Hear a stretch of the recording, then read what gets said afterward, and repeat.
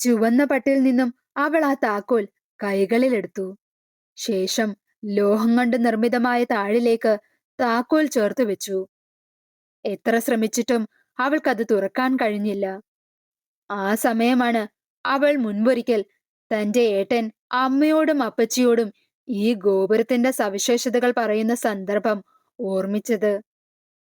സാധാരണ ഒരു താക്കോലിന്റെ അഗ്രഭാഗത്ത് ഒരു ദിശയിലേക്ക് മാത്രമാണ് അതിന്റെ പല്ലുകൾ ഉണ്ടാവുക.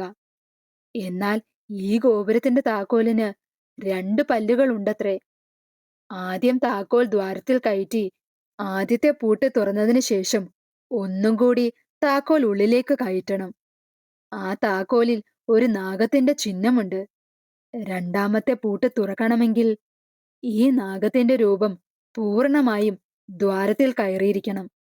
അപ്പോൾ അടുത്ത പൂട്ടും തുറക്കും. ഇങ്ങനെയാണ് അതിന്റെ രീതി. തന്റെ ഉള്ളം കൈയിലുള്ള താക്കോലിൽ ഒന്ന് നോക്കിയതിനു ശേഷം അവൾ വീണ്ടും ആ താക്കോൽ ദ്വാരത്തിലേക്ക് ചേർത്തു.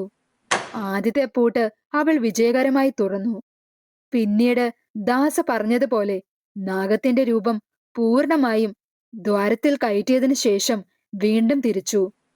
തൽക്ഷണം പൂട്ട് തുറന്ന ശബ്ദം അവൾ കേട്ടു. അവളുടെ അധരങ്ങളിൽ സന്തോഷത്തിന്റെ ചിരി വിരിഞ്ഞു.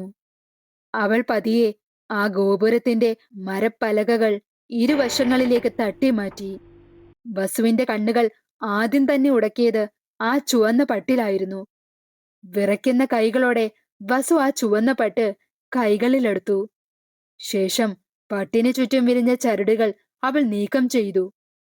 ഒടുവിൽ അവൾ ആ തകിട് കണ്ടു.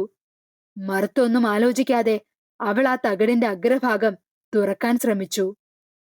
കഠിനമായ പരിശ്രമത്തിനൊടുവിൽ അവൾക്കത് തുറക്കാനായി.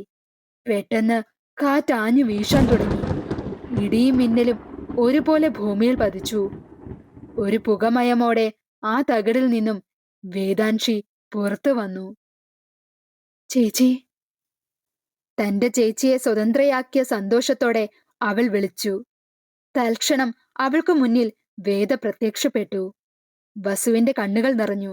വേദയും അവളുടെ സന്തോഷം പ്രകടമാക്കി.